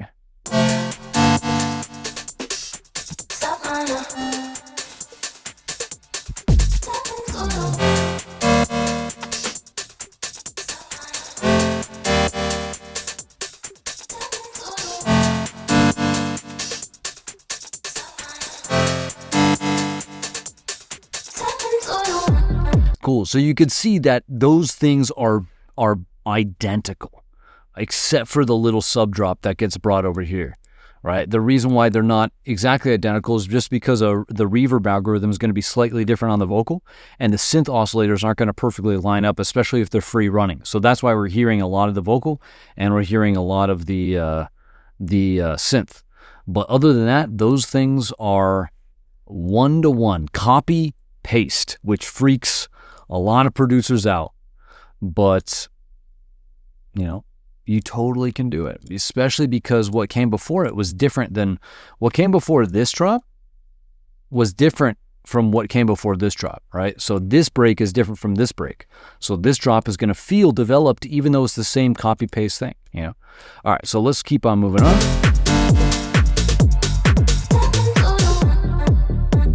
All right, so now we're going back to the kind of intro vocal there. So where is that chop, Vox chop? Whoa, it's getting way down there in terms of vocals. So let's bring this over. There we go. So now we got a strip, so we'll do a kick on the beat here. This is just a nice little kick. So a strip for me is kick, bass, hook, for the most part. There could be other things going on, but 80% of it is kick, bass, hook. So what do we got?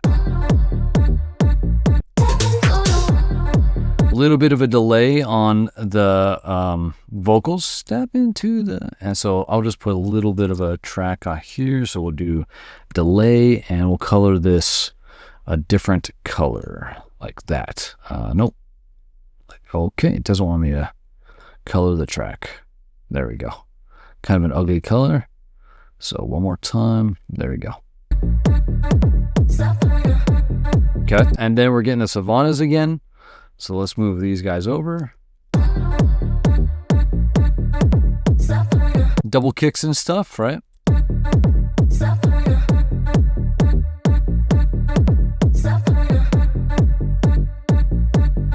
Okay, Savana also right here. So 2, 4, 6, 8. Cool.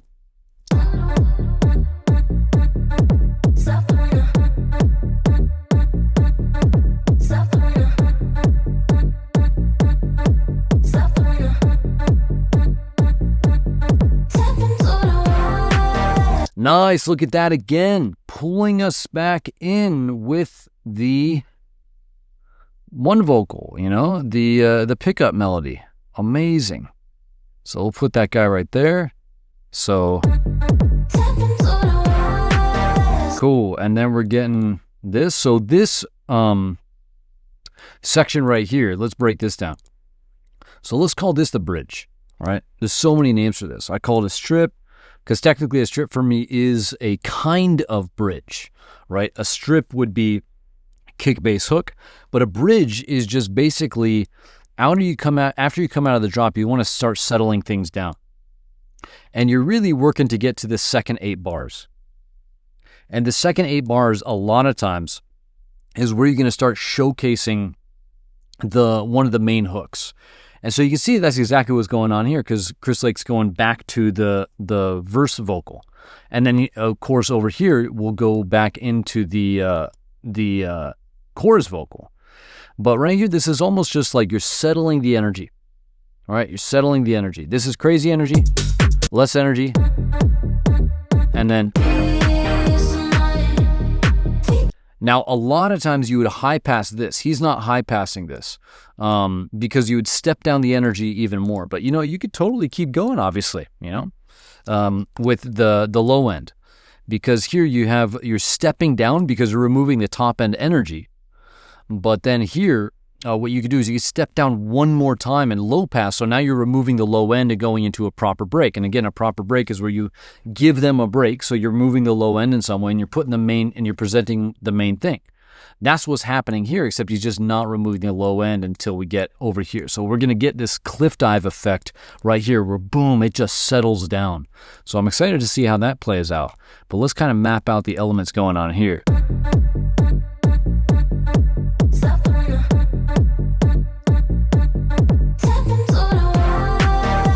Okay, so chords right here. So these are pretty open. So I'm just going to write that there.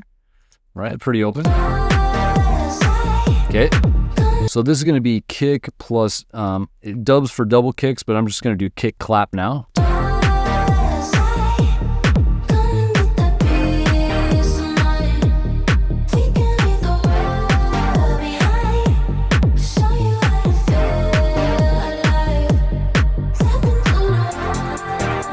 All right, so right there, that switch to the tops, that's kind of a move you could also make back here. I like what's going on there.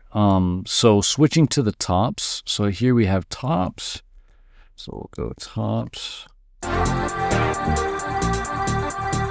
So still with the bass here, but this is going to be high pass. Let's just make sure. Yeah, again, more of a shelf than a filter. A filter, you'd see it roll off. And this is just turning the low end down, which is interesting. It's something that Chris Lake does that I don't see a lot of other producers doing, but very cool. So here we got,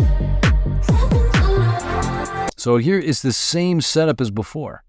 So we have the kind of pull in with the pickup melody to the verse, and then we got the hold vocal, all right?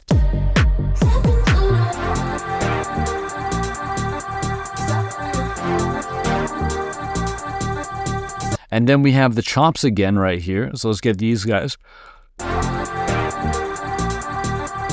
And the Savanas. Let's get the Savanas over.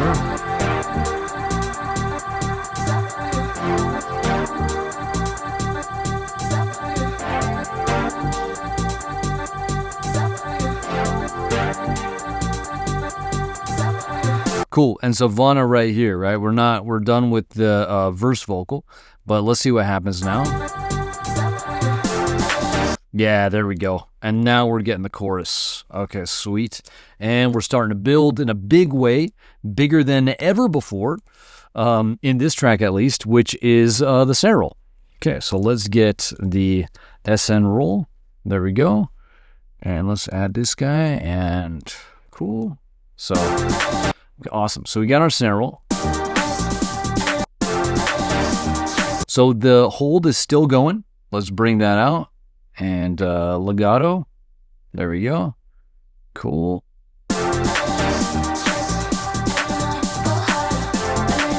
Okay, chords are still going. Let's bring those over. The break chords.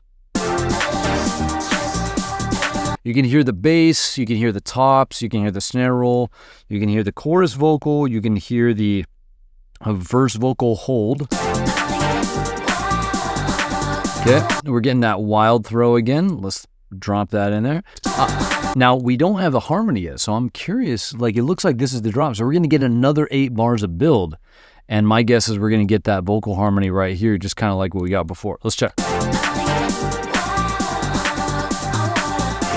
One thing I want to point out is that this is what I call a broken snare roll. A broken snare roll is simply a snare roll that is not playing 16ths. I can almost 100% guarantee that this is going to turn into a 16th over here. But the cool thing about a broken snare roll is it's a way that allows you to bring in a snare roll without having to blast it with 16ths right away, right? So you just start it in broken, so it's just kind of starting to pick up the energy. And then when you get into the main build, right, where you build fast, then you can pick it up and just go crazy with the 16ths, maybe even breaking it down to 30 seconds. Like Chris Lake gets nuts when the builds, like the king of builds, the king of tech house for sure, but like he's so good at building energy, throwing everything at the builds. And so I'm excited to break that down. But starting earlier in the build, just chuck in a little broken snare roll there, and you can let yourself develop down the line.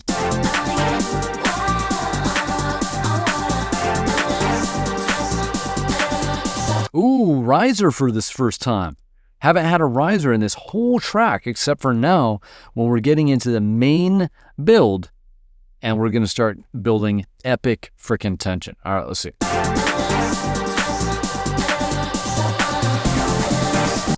What'd I say? 16ths. There you go, right? That's the benefit of a broken snare roll. It just starts to pick up the energy and then allows you to develop into 16ths. So I'm not hearing the harmony. I'm not hearing the harmony, which is interesting. I guarantee they tried putting the harmony in there. And maybe it will show up, but like they probably decided that it's just too much. Like you can't really hear it. Maybe it's interfering with the other build elements. People aren't really paying that much attention to the vocal and the build anyway. And so it's kind of like, let's just hit them with all the tension elements. So what else do we have? So I can still hear the tops in there, right? It's over the 16ths. And then do we have the bass? Yep, bass is still there. It's playing its usual thing. We got the 16th snare roll. We got the chorus vocal. We've got the continuation here of the hold vocal. Let's legato that even more. And then chords are still going. Riser.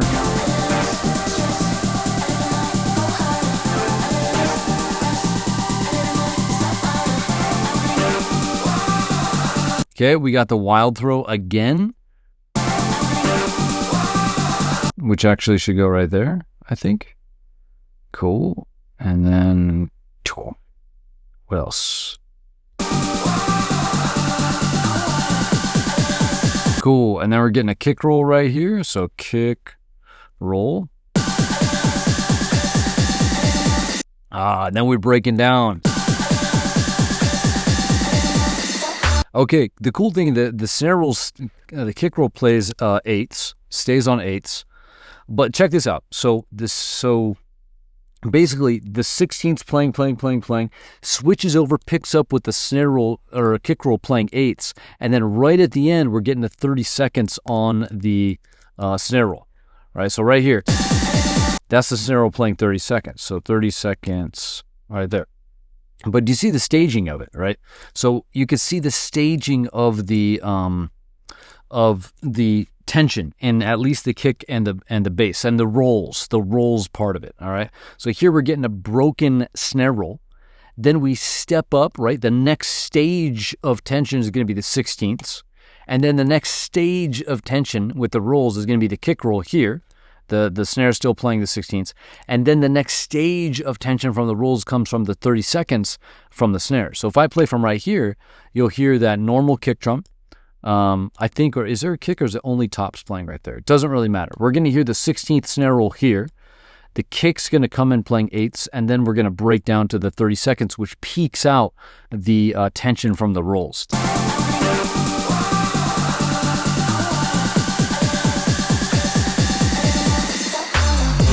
Cool. Whoa. That is strange. Very cool, though.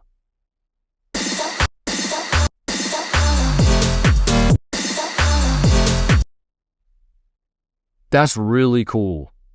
You hear that extra little roll on the snares? Like, it's just like, brr, bah, like, that's pretty cool. Like,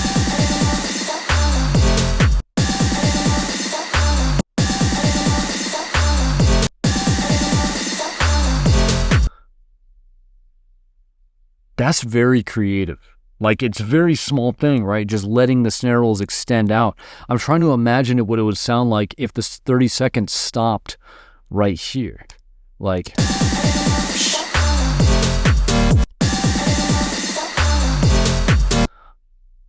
that's really cool. See, like, if you watch these arrangement breakdowns, you'll see that I always find something that just kind of blows my mind like that. You know, like, obviously all the intricate drum stuff is really cool in this track, you know, but this little thing is the thing that's making me be like, whoa, that's really cool. Okay, just letting that snare roll extend over a little bit extra, like, but it almost sets up that clap even better. Now, another thing that's happening is the crash roll. So I want to see where that happens. So it happens just at the end. So there's no crash here, no crash here, no crash here, but then we're going to get the 1, 2, 3, 4.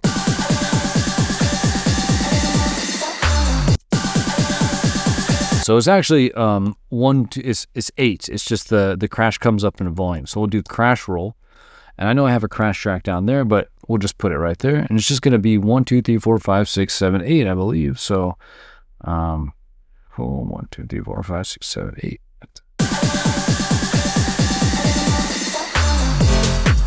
And then 9, because there's one more kick right there. So we got the crash roll, and then we'll go like that. So cool.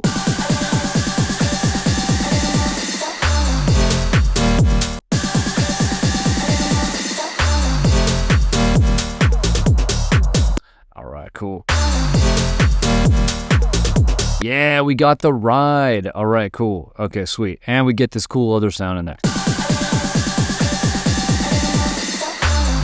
Okay, let's figure the rest out. So we get the kick stopping here. Where's the bass stop? Okay, so no bass there. Any bass with the kick roll, does the bass go away? It sure does. That makes sense, right? Okay, kick roll takes over the bass. Okay, this verse hold just stops right there at the payoff. You can hear it just turn off.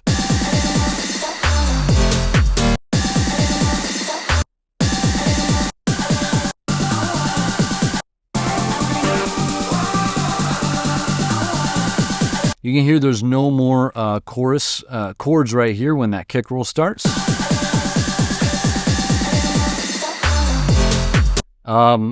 Riser kind of stops here. No?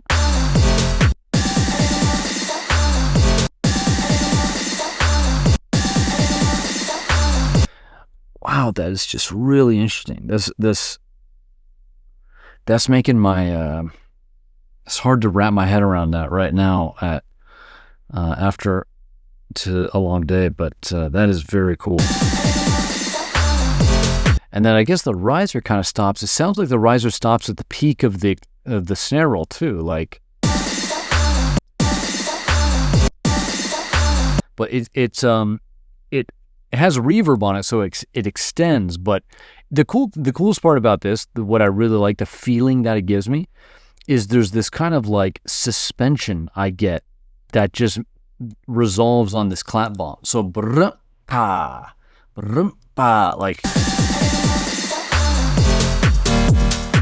like it's really cool. Okay, so I'm gonna stop freaking out over that, but I really like that. And then now let's go into the map, and we'll map out what's going on here. So this is the main break and build. So we will, come on, Ableton. Color. There we go. So if we break these down, let's just write down high level what's going on, right? So this is kind of strip. This is kick, bass, chop, and Savana, all right? This is then verse, okay? We'll do kick, bass, verse, kick, bass, clap, verse. Okay. This is going to be verse, hold. Hold on. Let's do drums first. So tops, verse, hold, and then chop. Cool. And then here, this is where the build starts. So we're going to do build slow is what I call it. Build slow. And it's going to be chorus. And like there's other things going on, but we'll just do like broken snare, right? But then this is going to be build fast, right? Because there's a build slow and then a build fast. And then this is going to be chorus and then crazy rolls and riser. There you go. All right? Just build tension. Crazy rolls here.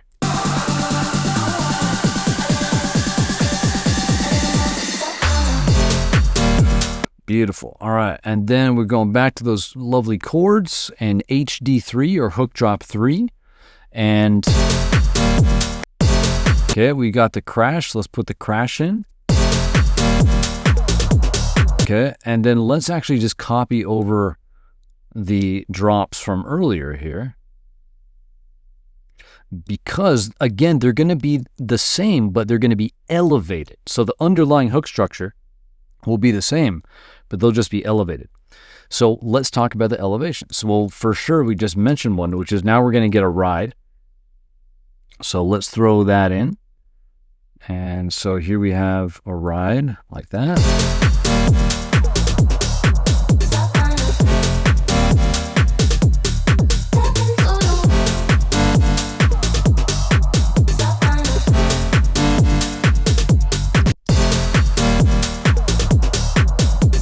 Okay, and then we have this interesting sound. I have no idea what it is, but we'll just do weird sound.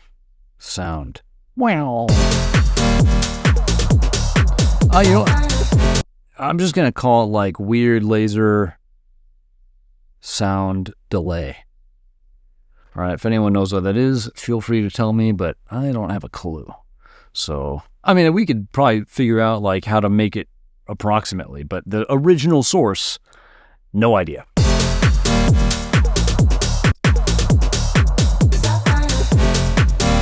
But you know exactly what we're going to look at with that sound is how does it work with the sequencing? All right, hopefully that plays like that. Okay, but let's start at the top. What do we got? We got the beat, right? Okay, we got the 16th. We got the hat to the right. Let's check. Okay, we definitely have the 16th. That thing is loud. It's actually hard for me to hear the hat on the right, but that's okay. We'll leave it. Bass for sure. The active percussion. Yep, that guy's definitely there. We got the ride, Savana, and the verse thing. Let's see. Yep, and then... There we go. We got that too. We got the weird laser sound. What about here? Nope. So it's not there. So I just wasted our time. There we go. Cool. We have the big chords. And then we have the chord throw here as well. Yeah, we have the chord throw. We've got, okay, look at that. We've got everything. But what I want to look at is the placement of this weird laser sound delay thing. All right. So before we were talking about how all the interest in the drums is coming like right here, right? Like it's coming after the chords play, and then let's get the vocals open. So like this and like this.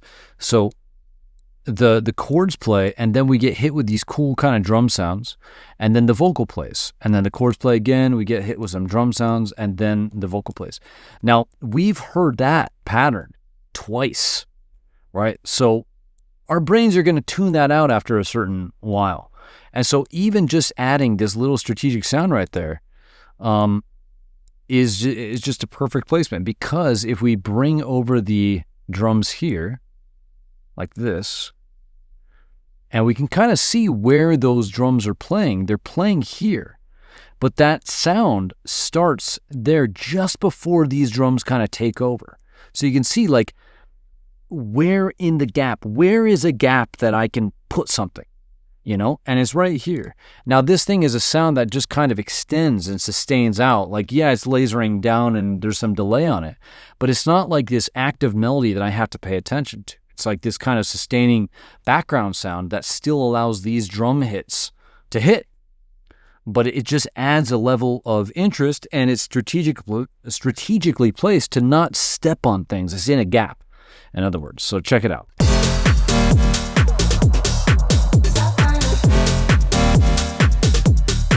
And then check this out too, because this almost now becomes its own call response. Right? Because here we have the wide chord throw, but we don't have anything over this chord right here, but now we do. And so these are almost call responsing, these effects with the lasery thing, and then the chord throw, the lasery thing, the chord throw. You see that? Like, I wish I could come up with words to just describe that, but we're looking at it, and I think you get it. But again, intention. Right? Intention. Sequencing the sounds with intention, and so that there's this kind of like meta coherence, or this kind of like self-awareness within the track itself, so the sounds aren't stepping on each other. But the important thing about that is that it just organizes the listener's experience. It just takes them from one sound to the next, and they're all cool sounds, but they're not stepping on each other, right?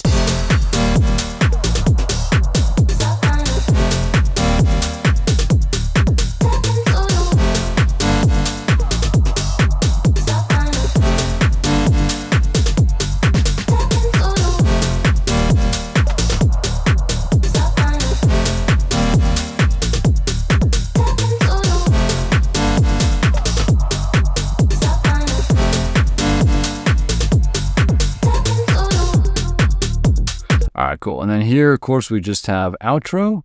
So there, cool. Damn, you could really hear the intricate drums there. He kept them going, which is really cool. Hat is not there. 16th. Bass.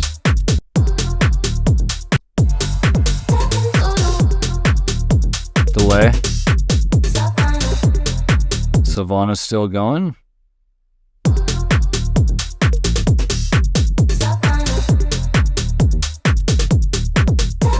The active kind of percussion still going.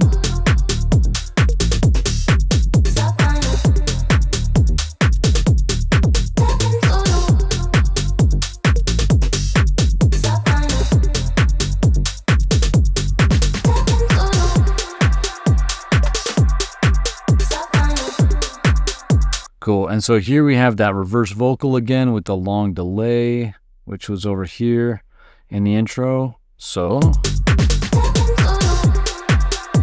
okay, so no more bass, but we do have the beats. I don't think it's as crazy. Still going with the vocals here. All right, cool. Let them rip.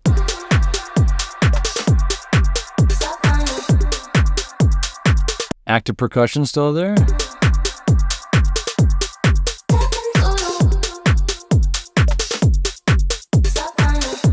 So this is now gone, the verb tail.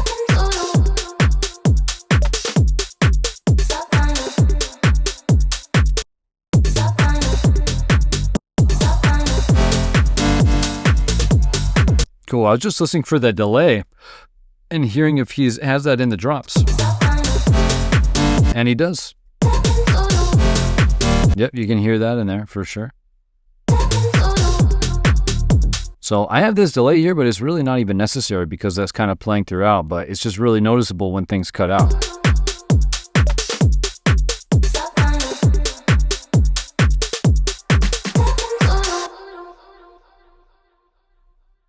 Cool. All right. And yeah, the biggest thing about this track is the attention to detail in the drums and the level of intentionality when it comes to sequencing the sounds.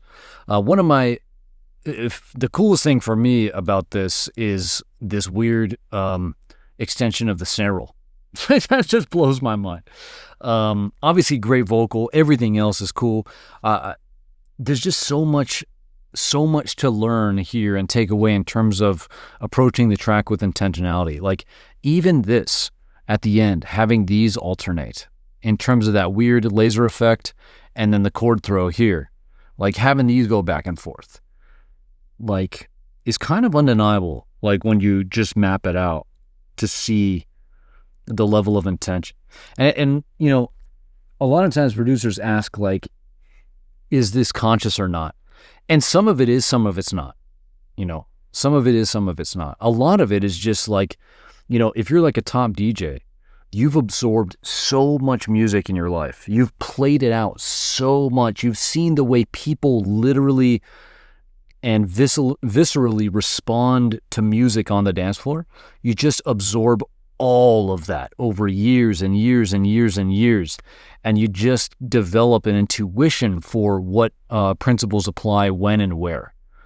And you know whether something feels right or doesn't feel right.